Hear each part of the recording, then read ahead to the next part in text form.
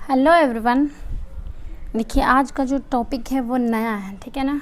ये आप लोगों का जो इंटरनेशनल रिलेशन होते हैं या जितने भी ऑर्गेनाइजेशन होते हैं उसके बारे में ये वीडियो है, क्योंकि बहुत सारे स्टूडेंट बोले हैं कि मैम जो इंटरनेशनल रिलेशन होते हैं या जो बॉडीज़ वगैरह संगठन है या ऑर्गेनाइजेशन है उन पे वीडियो बना दें। जितने भी इम्पोर्टेंट थे, जितने भी मोस्ट इम्पॉर्टेंट थे, मैंने उस पर सारा क्वेश्चन बना दिया है जो कि एग्ज़ाम में बहुत बार पूछे गए हैं और आने के भी चांसेस है। इसका पीडीएफ आप लोग टेलीग्राम पे जाएंगे @science with शाहिना डालेंगे, वहाँ पे मिल जाएगा, ठीक है। चलिए स्टार्ट करते हैं हम लोग। फर्स्ट क्वेश्चन की क्या बोल रहा है यहाँ पे, ये पूछ रहा है कि इसको मैं थोड़ा सा जूम आउट कम कर देती हूँ क्योंकि यहाँ पे स्पेस कम है और ये वर्ड बहुत छोटे लिखे हुए हैं, ठीक है ना। देखिए क्या पूछ रहा है क्वेश्चन में, क्या where is the headquarter of organization who released global financial stability report. इसका क्वेश्चन का आंसर क्या पूछ रहा है, ये पूछ रहा है कि जो ग्लोबल फाइनेंशियल स्टेबिलिटी रिपोर्ट होती है जो कि विश्व स्तरीय स्थिति वित्तीय जो होते हैं, जो पैसे के मामले में जो रिपोर्ट जारी करता है, तो कौन सा संगठन करता है और उसकी हेड क्वार्टर पूछ रहे हैं। तो ये याद रखेंगे कि ये IMF करता है और IMF का हेड क्वार्टर क्या हो जाएगा, वाशिंगटन DC हो जाएगा। IMF कौन सा रिपोर्ट जारी करता है, तो ग्लोबल फाइनेंशियल स्टेबिलिटी रिपोर्ट जारी करता है। IMF के बारे में याद रखेंगे कि इसकी हेड क्वार्टर वाशिंगटन DC हो जाएगी। इसकी फॉर्मेशन 1945 में की गई थी और ये इसका जो हेड हो जाएंगे वो क्रिस्टियानो जॉर्ज हो जाएंगे जो कि बुल्गारिया से बिलोंग करते हैं। याद रखेंगे कि जिस टाइम IMF बना था, इंटरनेशनल जो मॉनेटरी फंड बना था, ठीक उसी टाइम क्या बना था, आपका वर्ल्ड बैंक भी बना था। और वर्ल्ड बैंक भी कब बनाया गया था, 1945 में बनाया गया था। और इसके हेड जो हो गए वो टेड्रोस अंकल जी हो जाएंगे। और याद रखेंगे जो आपका IMF है और प्लस ये वर्ल्ड बैंक है, इस दोनों को बोला जाता है ब्रिटेन वुड्स बोला जाता है, ठीक है ना, ब्रिटेन वुड्स बोला जाता है। तो इस बात को याद रखेंगे कि ब्रिटेन वुड्स बोला जाता है, किस बैंक को बोला जाता है या किस संगठन को बोला जाता है, तो ये बोला जाता है आपको वर्ल्ड बैंक और वाशिंगटन DC को बोला जाता है, ठीक है ना। मतलब जो IMF होते हैं इस दोनों का हेडक्वार्टर एक ही जगह है, ठीक है। तो इस बात को याद रखेंगे। ये दोनों वर्ल्ड बैंक जो होते हैं वो पैसा वैसा जो लोन वगैरह होते हैं, बैंक है तो लोन वगैरह देने का काम यही करते हैं, ठीक है। ये सारे का सारा रिपीट हो जाएगा इसलिए मैं सबको एक्सप्लेन नहीं कर रही हूँ, ठीक। नेक्स्ट क्वेश्चन है, निम्नलिखित में से कौन UN से संबंधित नहीं है। देखिए UN से संबंधित, UN यूनाइटेड नेशन ऑर्गेनाइजेशन जो है, पहले तो UN के बारे में थोड़ा सा बात कर लेते हैं। मैंने बहुत बार रिपीट भी कर दिया है बट कोई ना, मैं यहाँ पे इसको फिर से रिपीट कर देती हूँ। UN का बॉडी जो होते हैं वो टोटल 6 बॉडी होते हैं, ठीक है ना, 6 बॉडी होते हैं। और ये क्या होता है, इसका जो 6 बॉडी होते हैं ये सारा का सारा हेडक्वार्टर कहाँ होता है, ये न्यूयॉर्क में होते हैं। बट एक ऐसा ऑर्गेनाइजेशन होता है जिसका ICJ नाम है, इंटरनेशनल जुडिशल कोर्ट जो होता है वो क्या होते हैं, इसका हेडक्वार्टर सिर्फ ICJ का, किसका मैं बोली हूँ, UN के अंडर 6 बॉडी होते हैं और ICJ का जो होता है इसका हेडक्वार्टर कहाँ होता है, आपका द हेग के अंदर होता है। तो इसका राइट आंसर आपसे पूछ रहा है कि इसका कौन होगा, तो ये आसियान होगा। और आसियान के अंदर के जो मेंबर है वो क्या होते हैं, इसमें एसोसिएटेड नहीं है, इससे संबंधित नहीं है। ILO हो गया जो International Labour Organization, World Health Organization, ये सारे क्वेश्चन रिपीट होंगे तो इसके बारे में बताऊँगी। आसियान का हेडक्वार्टर अगर पूछा जाएगा तो ये कहाँ हो जाएगा, आपका ढाका में, जो आपका इंडोनेशिया हो जाता है। इंडोनेशिया की कैपिटल जो हो जाएगी वो कहाँ है, जकार्ता। तो ये याद रखेंगे कि वहीं हो जाएगा, ठीक है ना। आसियान में टोटल कितने मेंबर आते हैं, तो ये याद रखेंगे 10 आते हैं, जो कि आपका मलेशिया से, म्यांमार से स्टार्ट होता है, Myanmar, Thailand, Cambodia, Laos, Vietnam से स्टार्ट होता है। जो आपका इस साइड वाले इंडिया का जो, मान लीजिए कि यहाँ से इंडिया वाला जो एरिया यहाँ से जो स्टार्ट होता है ये पूरा करके फिलीपींस तक पूरा ये जितना भी एरिया है ये आपका किस में आ जाएगा, आसियान में। जब आप लोग मैप देखेंगे तो समझ में आ जाएगा। नेक्स्ट क्वेश्चन है कि the chairperson of the UN security council the rotate among the flowing the council member after the every. पूछ रहा है कि जो इसमें UN का जो मेंबर होता है तो हर कितने दिन के बाद वो क्या करते हैं, रोटेट करते हैं या घूम करके वो घूमती रहती है। तो ये याद रखेंगे कि ये क्या करता है, 1 मंथ पे, हर 1 मंथ पे क्या होता है वो चेंज होता रहता है, रोटेट करता रहता है, ठीक है ना। तो UN United nation security council किसका पार्ट है, तो ये भी UN का पार्ट है, जो कि मैं बता चुकी हूँ। UN में टोटल कितने पार्ट है, 6 पार्ट है। इसका हेडक्वार्टर कहाँ हो जाएगा UN का, तो ये क्या हो जाएगा, न्यूयॉर्क में हो जाएगा। इसके हेड कौन हो जाएंगे, तो एंटोनियो गुटेरेस जी हो जाएंगे।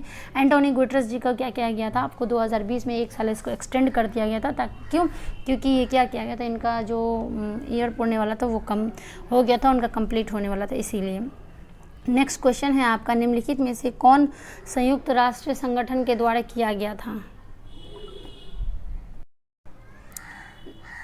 नेक्स्ट क्वेश्चन है, निम्नलिखित में से कौन संयुक्त राष्ट्र संगठनों का अंग नहीं है। मतलब कि पूछ रहा है कि इसमें से ऐसा कौन सा ऑर्गेनाइजेशन है जो यूएन का पार्ट नहीं है। तो मैं यूएन के टोटल कितने बॉडी बता रही हूँ, 6 बॉडी बता रही हूँ, जिसमें से देखिए एक मैं पहले ही बता चुकी हूँ सिक्योरिटी काउंसिल होता है, एक मैं ये भी नाम बता चुकी हूँ, ये भी हो जाएगा। तो इसमें से इसका राइट आंसर क्या हो जाएगा आपका, इंटरनेशनल लेबर ऑर्गेनाइजेशन हो जाएगा, जिसका हेडक्वार्टर कहाँ है, तो ये रोम के अंदर, इसको याद रखेंगे आप लोग, रोम के अंदर है। नेक्स्ट क्वेश्चन है आपका, विश्व बौद्धिक संपदा संगठन जो आपका क्या होता है, वर्ल्ड इंटेलेक्चुअल प्रॉपर्टी ऑर्गेनाइजेशन जो है, ये कहाँ लोकेटेड है, मीन्स कि इसका हेडक्वार्टर कहाँ है। तो इसका राइट आंसर क्या याद रखेंगे आप लोग, ये जिनेवा के अंदर हो जाएगा। और जिनेवा में बहुत सारे चीज़ों का हेडक्वार्टर है, जो कि अभी आएगा मैं वो बताऊँगी।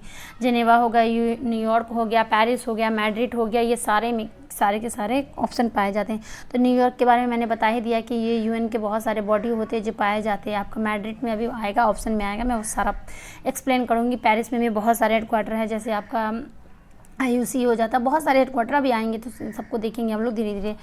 WHO वर्ल्ड हेल्थ ऑर्गेनाइजेशन पूछ रहा है यहाँ पे, who was the first Indian to be president. First Indian WHO के अंदर जो हेड है वो पहले हेड कौन है। तो अगर अभी पूछा जाए कि अभी WHO के हेड कौन है, तो मैं बताई थी कि टेड्रोस अंकल जी हो जाएंगे। और इस क्वेश्चन में पूछा कि फर्स्ट इंडियन, तो इसका फर्स्ट इंडियन क्या हो जाएगा, ये हो जाएगा राजकुमारी अमृता कौर जी बनी है, जो कि WHO के अंदर चीफ एग्जीक्यूटिव के इस पे बनी है, या ये हाल फिलहाल में बनी थी, 2021 में बनी थी, ठीक है ना। नेक्स्ट क्वेश्चन है, the 5 permanent member of UN security council. देखिए UN के अंदर पहली बात तो है कि UN के अंदर आपका 5 परमानेंट मेंबर होते हैं, ठीक है, और 10 क्या होते हैं, नॉन परमानेंट मेंबर होते हैं। हमारा इंडिया किसका मेंबर है, तो नॉन परमानेंट के मेंबर है।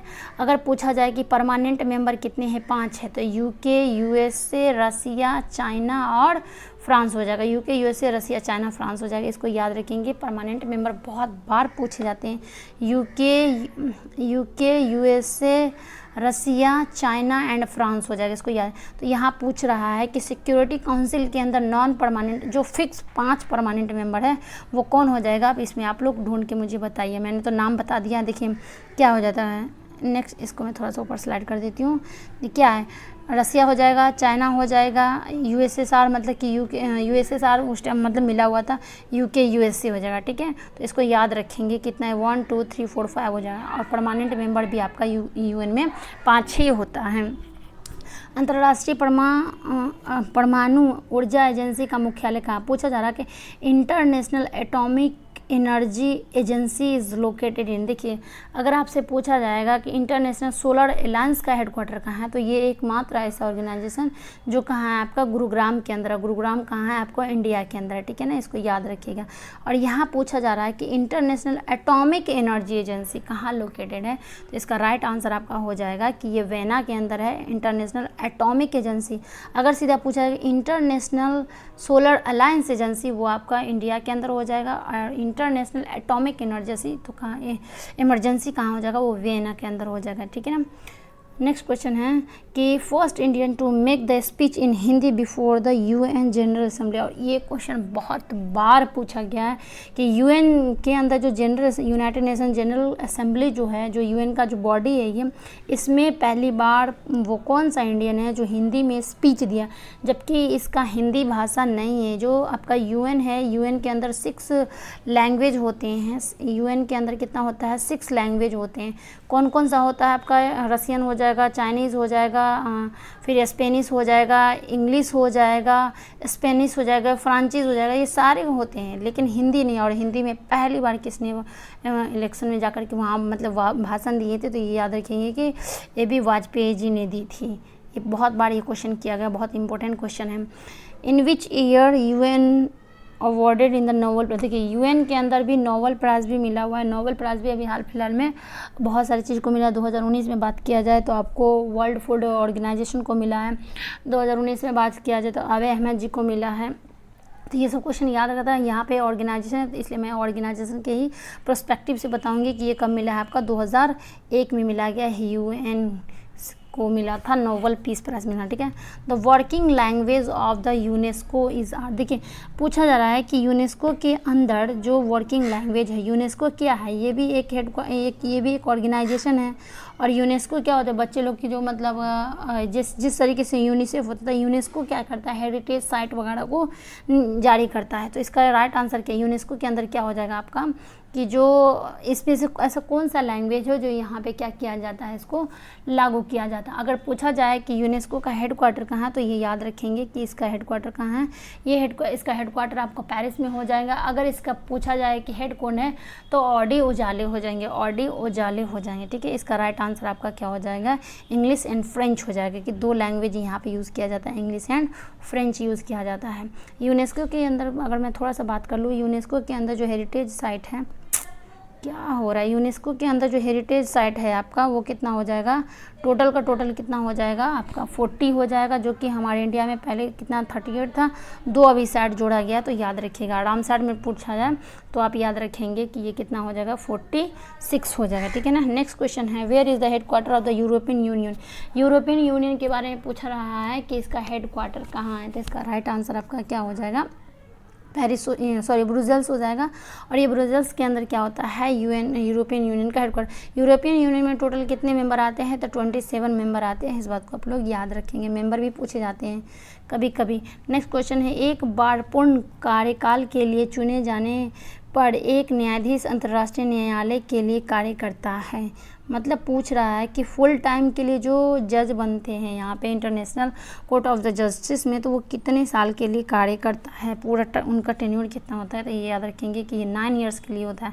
देखिए हम लोग के इंडिया में क्या होता है, या तो 6 होता है या 5 होता है, ठीक है ना, इनका टेन्योर होता है। लेकिन यूएन के अंदर जो इंटरनेशनल कोर्ट ऑफ जस्टिस है, इनमें जो काम किया जाता है टोटल फुल टाइम जो होता है, टर्म जो होता है उनका 9 ईयर्स का होता है। International Criminal Police Organization, Interpol, very very important question. पहली बात तो ये कि इंटरपोल का जो समिट्स होगा 2022 में कहाँ होगा, वो हमारे इंडिया के यहाँ किया जाएगा।